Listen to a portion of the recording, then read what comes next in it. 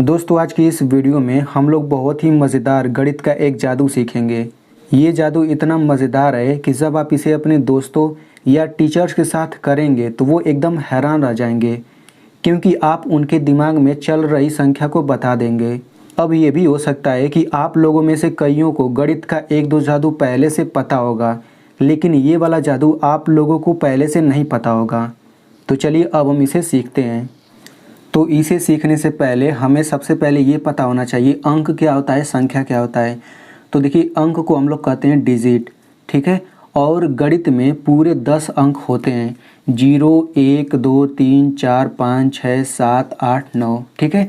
अब संख्या क्या होता है, तो संख्या अनंत होते हैं, मतलब बहुत ज़्यादा होता है।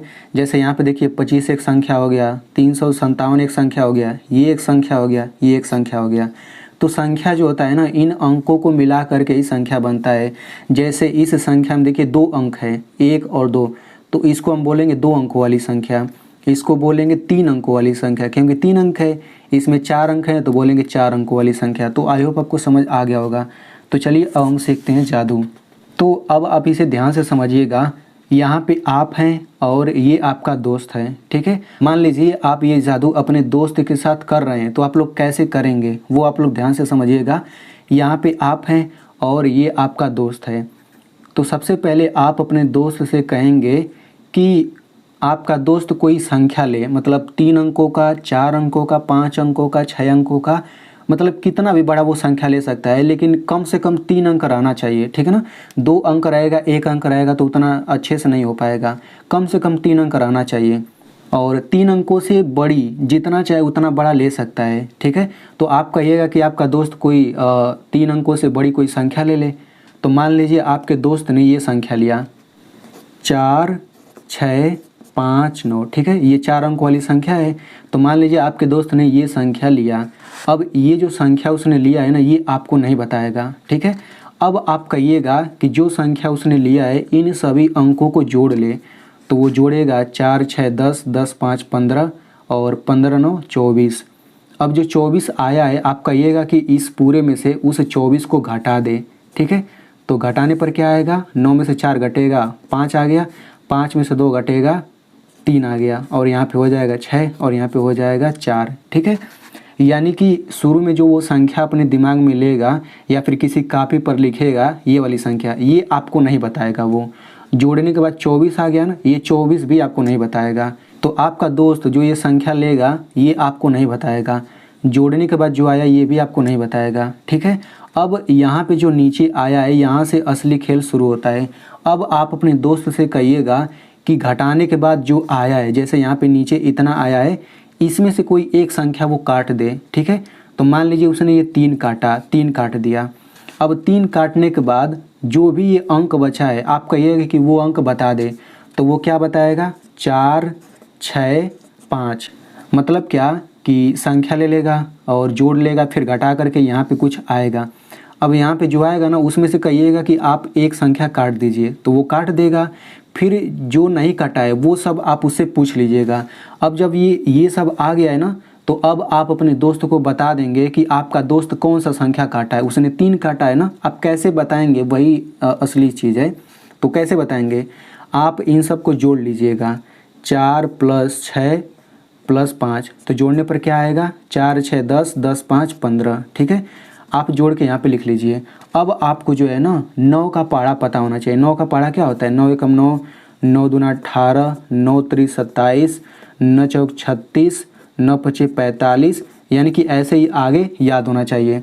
अब इनको जोड़ करके 15 आया है ना। अब आपको देखना है कि इनमें से किन दो संख्या के बीच में 15 आता है। तो आप देखेंगे 9 और 18 के बीच में 15 आता है, इनके बीच में ही तो 15 आएगा, ठीक है ना। इनके बीच में 15 आ जाएगा। देखिए 9 से जब गिनती चालू करेंगे, 9 10 11 12, तो 15 18 और इनके बीच में ही आएगा। अब आपको क्या देखना है कि इस 15 के बाद क्या आएगा इसमें। तो 15 के बाद 18 आ रहा है, तो 15 में क्या जोड़ेंगे तो 18 आएगा, 3, यानी कि उसने 3 काटा है। तो इस तरह से आप बता सकते हैं, ठीक है। चलिए यहाँ पे हम एक एग्जांपल और ले लेते हैं। मान लीजिए कि आपके दोस्त ने ये संख्या लिया 8 5 4 7 6, ठीक है। मान लीजिए उसने ये लिया है, तो इसको जोड़ेगा क्या आएगा, 8 5 13, 13 4 17, 17 7 24, 24 6 30। तो जोड़ करके अब घटा लेगा, तो यहाँ पे आएगा 6, यहाँ पे हो जाएगा 4, 4, 5, 8। ठीक है, अब मान लीजिए उसने ये 5 काट दिया, तो 5 काटेगा तो आपको ये सब बताएगा 8, 4, 4, 6। देखिए इसको छोड़ करके बाकी सब बता देगा वो। अब आप बताएंगे कि उसने कौन सा काटा है, तो आप इनको जोड़ लीजिए। तो 8, 4, 12, 12, 4, 16 और 16, 6, 22, 22 आ गया ना। तो 22 इनमें किसके बीच आएगा, 22 इनमें 18 और 27 के बीच में आएगा।